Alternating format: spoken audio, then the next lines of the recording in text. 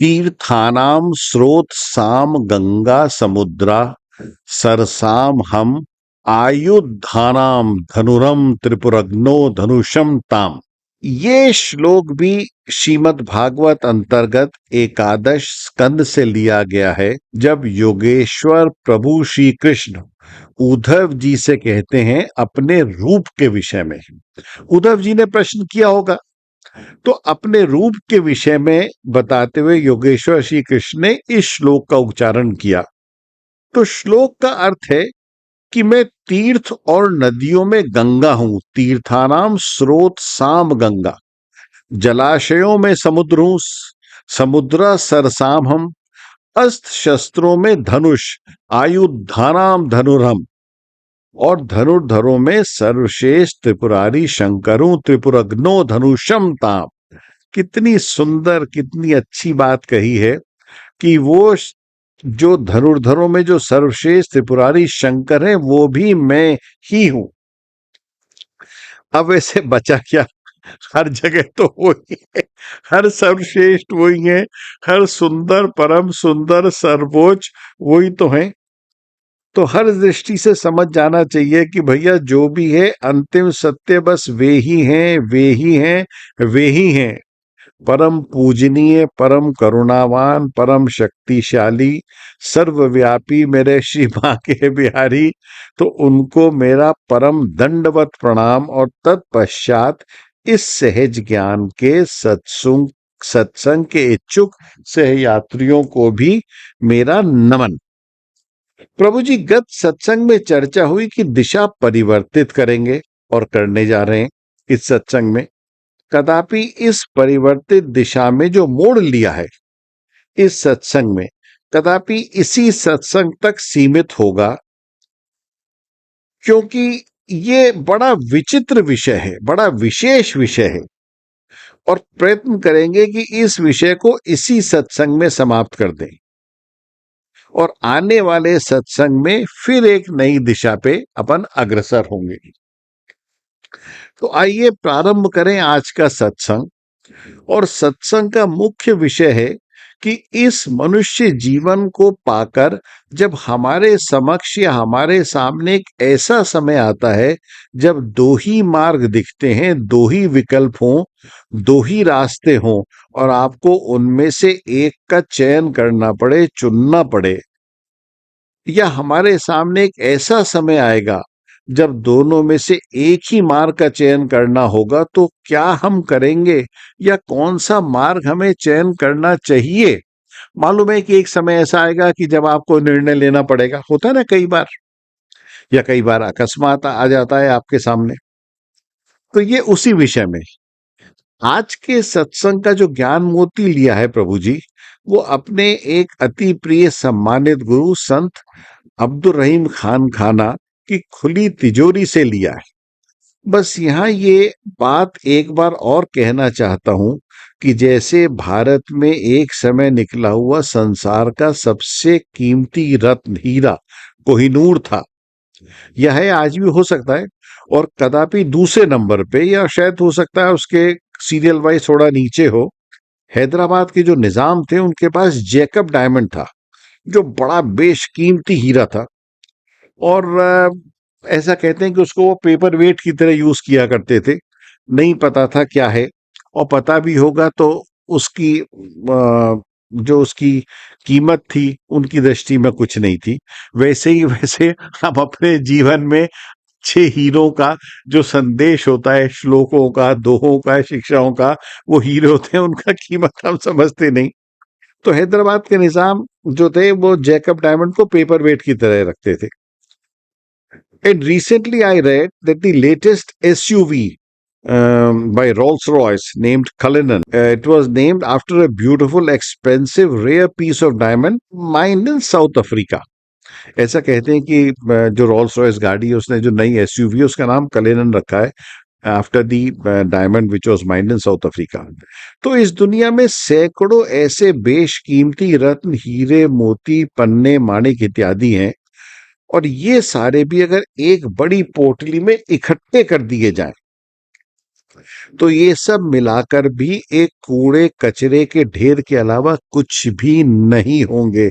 मैं दोबारा कहना चाहता हूं प्रभु जी कि अगर ये सारे डायमंड, कोहिनूर, जैकब, कलिनन या जितने भी सैकड़ों ऐसे और हैं, हीरे, मोती, पन्ने, नीलम, अगर ये सब एक पोटली में रख दी जाए तो कूड़े कचरे के ढेर के समान है, कुछ भी नहीं। उन सुंदर, अनुपम, अतुलनीय, अवर्णनीय ज्ञान मोतियों के समक्ष जो मेरे अति प्रिय सम्मानित गुरुओं की तिजोरी में पड़े, खुली तिजोरी में। किसके रूप में?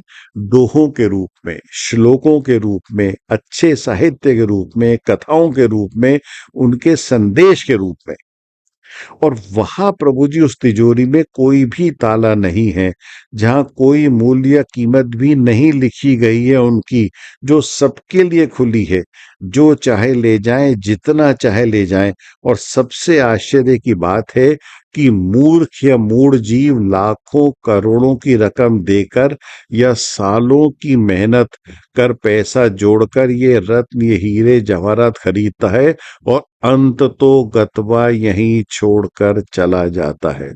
यानी कूड़े का ढेर, सब कुछ यहीं पड़ा रह गया। सालों की मेहनत, रकम घुस गई चूल्हे में, ये शरीर ही राख हो गया, पड़े रह गए वो सब हीरे जवाहरात, और परलोक के लिए कुछ ना कमाया। दूसरी ओर ये ज्ञान मोती, जिनके उपयोग या सदुपयोग से ये वर्तमान जीवन तो सुंदर सुगंधित हुआ ही, अपितु परलोक भी सुधर जाता है, क्योंकि इन ज्ञान मोतियों का लाभ परलोक में भी मिलता है। वहां भी आपका जीवन बहुत धनाढ्य हो जाता है इन ज्ञान मोतियों के द्वारा। तो आइए चर्चा करें आज के ज्ञान मोती पर, और ये दोहा इस प्रकार है। अब रहीमन मुश्किल पड़ी, गाढ़े दो काम, साचे से तो जग नहीं, झूठे मिले न राम। पुनः कहूंगा, जैसा कहता हूं, अब रहीमन मुश्किल पड़ी, गाढ़े दो काम, साचे से तो जग नहीं, झूठे मिले न राम। मतलब राम ही जानते हैं कि अंदर राम नाम की गंगा अवतरित हो गई इस दोहे को सुन के। अच्छा, अक्सर प्राय शा जो अक्षर है, शा, वो सा के रूप में भी कुछ लोग उसका उच्चारण करते हैं। तो रहीम कहते हैं कि अब रहीम मुश्किल में पड़ गए जब से उनके सामने ये दो मार्ग आए। अब रहीमन मुश्किल पड़ी, गाढ़े दो काम, ये दो काम जो सामने आए हैं, यानी दो मार्ग जो आए, ये बड़े कठिन है, इसलिए मुश्किल में पड़ गए। कौन सा? साचे से तो जग नहीं। अगर रहीम सच बोलते हैं तो संसार छूटता है, और झूठे मिले न राम, और झूठ बोलते हैं तो राम छूटते हैं। कितनी कमाल की बात है! सोच के देखिए कि रहीम कितने समीप आ गए होंगे उस महान सत्य के, कि अगर असत्य का सहारा लेता हूं तो राम छूटते हैं, और सत्य बोलता हूं तो ये संसार छूटता है। तो आइए प्रभु जी आगे बढ़ाते हैं, इस दोहे को करते हैं विस्तृत चर्चा, जानते हैं इसका अर्थ, जो रहीम साहब ने कहा और जो रहीम साहब ने नहीं कहकर भी कह दिया। जो सबसे सुंदर बात होती है, जो नहीं कहकर भी कह देते हैं उन सीमित शब्दों में उस असीमित अर्थ को। ऐसा अक्सर होता है, आपके सामने बड़ा कठिन चयन होता है। बस उदाहरण के तौर पे समझ लीजिए कि अगर आपके सामने कोई ऐसी दुर्घटना हुई जो आपके एक अति प्रिय द्वारा की गई हो, जाने में या अनजाने में, और उस दुर्घटना के समय आप वहां थे और आपने देखा भी, या आपको आपके मित्र ने बताया बाद में, आप वहां नहीं थे, कि मुझसे ऐसा ऐसा हो गया, और अगर ये सबको पता चल गया तो मैं मुश्किल में पड़ सकता हूं, मारा जाऊंगा, फंस जाऊंगा, मुश्किल हो जाएगी, मुझे कुछ भी हो सकता है। अब समस्या यह है कि आप तो सत्य जान गए या सत्य घटना सुन भी ली।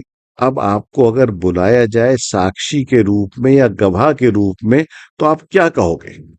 अगर सच बोलते हो तो आपका मित्र या रिश्तेदार या प्रिय जो है जन है, वो फंस सकता है, और उसके या आपके रिश्तेदार लानत मलामत भेजेंगे आपको, तमाम जिंदगी के रिश्ते आपके दांव पर लग जाएंगे कि यार तुमने फंसा दिया, तुमने क्या जरूरत थी तुम्हें सच बोलने की, और मैंने तुम्हारे ऊपर इतना विश्वास किया।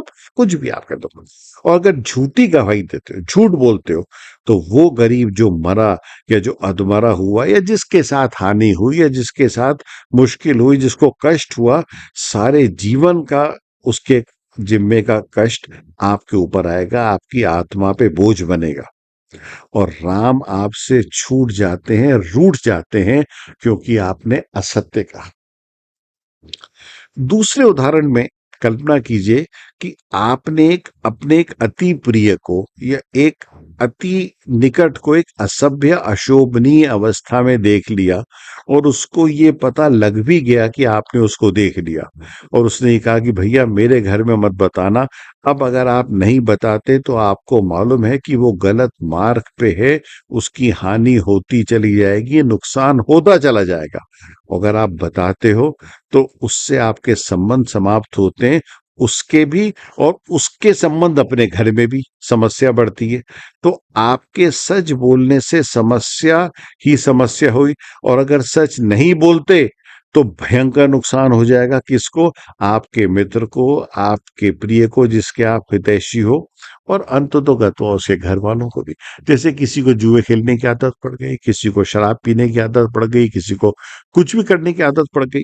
अगर आपने बताया तो वो फंसा, नहीं बताया तो उसको और हानि हुई। क्योंकि आप समाज में रहते हैं और सामाजिक जीवन जीते हैं, तो कई बार ऐसा हो सकता है कि आपके समक्ष ऐसा दृश्य आ जाए या ऐसी बात हो जाए जिसमें आपको निर्णय लेना पड़े कि मैं सच बोलूं या नहीं। तब आपको इस बात का आभास होगा कि सच बोलता हूं तो भी नुकसान होता है, और नहीं बोलता तो वो भी नुकसान पहुंचाएगा। ऐसे बहुत से उदाहरण हैं जिनकी आप कल्पना कर सकते हो, जिसमें निर्णय लेने में असुविधा होगी ही होगी। तब आप क्या करो? अंतिम उदाहरण मैं आपको दे रहा हूं, जब महाभारत हुई और एक ऐसा क्षण आया जब गुरु द्रोणाचार्य ने कहर बरपा दिया, और ये लगा कि अगर गुरु द्रोण को नहीं रोका गया तो द्रोणाचार्य पूरी पांडव सेना को ही निपटा देंगे, समाप्त कर देंगे। तो तब वो जो प्यारे मीठे झूठे योगेश्वर प्रभु श्री कृष्ण हैं, उन्होंने युधिष्ठिर से कहा कि तुम्हें कहना ही होगा, अश्वत्थामा हतो नरो व कुंजरो। प्रभु जी, ये कथा आप सबने सुनी होगी कि तुम्हें कहना ही होगा। तो वो जो असत्य था ना प्रभु जी, वो जो झूठ था, उस झूठ को तो स्वयं राम ने ही कहा था, योगेश्वर श्री कृष्ण ने ही कहा था। तो झूठ बोलने से कृष्ण रूपी राम नहीं छूटते ना रूठते, क्योंकि वह झूठ परमार्थ के लिए कहा गया था। अब समाप्त कहते हैं ये कहकर कि जब रहीम कहते हैं झूठे मिले ना राम, तो जब अंतिम समय आया निर्णय लेने का कि संसार का चुनाव करें या राम का, तो रहीम साहब ने राम को ही चुना। और राम के चुनाव के कारण ही ये है, जो बड़े लोग होते हैं, जो विद्वान होते हैं, जो चैतन्य होते हैं, जो जागृत होते हैं, जैसे संत रहीम, वो बहुत कम शब्दों में भी बहुत सी बातें कह देते हैं। ये आवश्यक नहीं कि जो वो कह रहे हैं या कहना चाहते हैं उन्हें बोल कर कहें या लिखें, ये तो समझना पड़ता है, उनके इशारे को समझ लेना चाहिए। कि जब उन्होंने कहा कि अब रहीमन मुश्किल पड़ी, गाड़े दो काम सांचे से तो जग नहीं, झूठे मिले रहा। महाभारत को तो उदाहरण मैंने दिया उस झूठ का, कि उस झूठ से राम नहीं छूटेंगे, राम नहीं रूठेंगे, क्योंकि वो परमार्थ का था, परोपकार का था, धर्म का था। पर इसमें अगर आप झूठ बोलते हो अपने स्वार्थ के लिए, तो राम छूट ही जाएंगे, क्योंकि सवाल स्वार्थ और परमार्थ का है। तो अगर संसार को चुनना है तो आपकी मर्जी, आपका जीवन है, संपूर्ण अधिकार आपको, वो परम परमेश्वर आपको देते हैं संपूर्ण अधिकार। हाँ, ये अवश्य है कि संसार को चुनो तो पुनः पुनः अनेकों जन्मों तक संसार में ही आते रहोगे।